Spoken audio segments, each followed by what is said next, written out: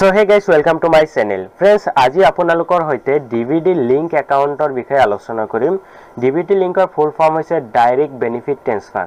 আজিকালি বিভিন্ন চৰকাৰী স্কিমৰ পইচাসমূহ ডাইৰেক্টলি আপোনালোকৰ বেংকৰ একাউণ্টত ট্ৰান্সফাৰ কৰা হয়, যিটোৰ লগত DVD লিংক হৈ আছে।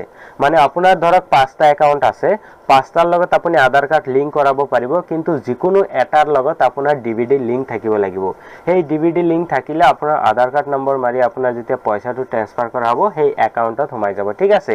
সো যদি আপুনি অৰুণোদয়ৰ হিতাধিকাৰী হয় নাইবা নতুন ঘৰৰ পইচা পাব বুলি আশা কৰি আছে, তেতিয়াহ'লে আপোনাৰ একাউণ্টত DVD লিংক কৰাটো বাধ্যতামূলক। যদি আপোনাৰ একাউণ্টৰ লগত DVD লিংক নাথাকে, তেতিয়াহ'লে আপুনি পইচাখিনি নাপায়।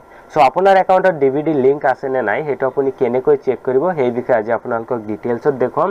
সো তাৰ বাবে যিকোনো এটা ব্ৰাউজাৰ ওপেন কৰি আপুনি সাৰ্চ বাৰত টাইপ কৰিব UIDAI, এইখিনি লিখি আপুনি সাৰ্চ কৰিব। সার্চ করার পিছত প্রথমতে যেটো ওয়েবসাইট পাবো uidai.gov.in, এই ওয়েবসাইটত আপুনি ক্লিক কৰি দিব। ওয়েবসাইটৰ লিংক মই ভিডিওটো ডেসক্ৰিপশনতো দি দিম, ঠিক আছে। ইয়াতে আৰ পিছত প্ৰথমতে ইয়াৰ পৰা ল্যাঙ্গুৱেজটো সিলেক্ট কৰিব। মই ইয়াতে ইংলিশটো সিলেক্ট কৰিলো। তাৰ পিছত ইয়াতে মাই আধাৰ নামৰ এটা অপশন পাবো। ইয়াতে ক্লিক কৰাৰ পিছত আপুনি ইয়াতে এটা অপশন পাবো বেংক সিডিং স্ট্যাটাস, ঠিক আছে। সো এই অপশনটোত আপুনি ক্লিক কৰি দিব।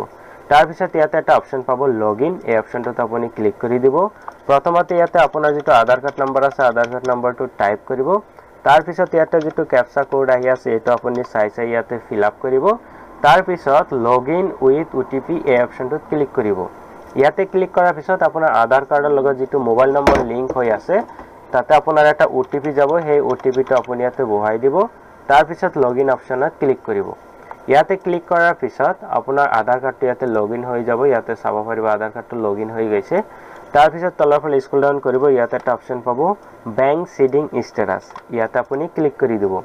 ইয়াতে ক্লিক কৰাৰ পিছত যদি আপোনাৰ একাউণ্টৰ লগত DVD লিংক হৈ আছে তেতিয়াহ'লে ইয়াতে এক্টিভেট বুলি দেখুৱাব, ঠিক আছে। আৰু যদি DVD লিংক নাই তেতিয়াহ'লে ইনএক্টিভ বুলি দেখুৱাব। আৰু এক্টিভ থাকিলে কেই তাৰিখৰ পৰা আপোনাৰ এক্টিভেট হৈছে এটো দেখুৱাব। আৰু ইয়াতে আপোনাৰ বেংকৰ নামটো আহি যাব যে আপোনাৰ কোনটো বেংকৰ হৈতে DVD লিংক এক্টিভেট হৈ আছে। সো এটো আপুনি এনেকে চেক কৰিব পাৰিব। আৰু যদি আপোনাৰ ইনএক্টিভ হৈ আছে তেতিয়াহ'লে আপুনি বেংকত যায়ও DVD এক্টিভেট কৰিব পাৰিব। আৰু অনলাইনতো নিজে নিজে DVD এক্টিভেট কৰাৰ প্ৰসেস আছে, সেই ভিডিওটো আপোনালোকক নেক্সট ভিডিওটো জনাই আছো। সো যদি আপোনালোকে নিজে নিজে DVD লিংক এক্টিভেট কৰিব বিচাৰে তেতিয়াহ'লে চেনেলটো সাবস্ক্ৰাইব কৰি ৰাখক।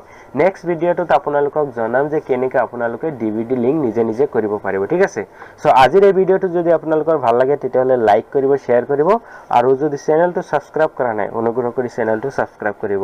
সো গাইস ভিডিওটো চোৱাৰ বাবে বহুত বহুত ধন্যবাদ।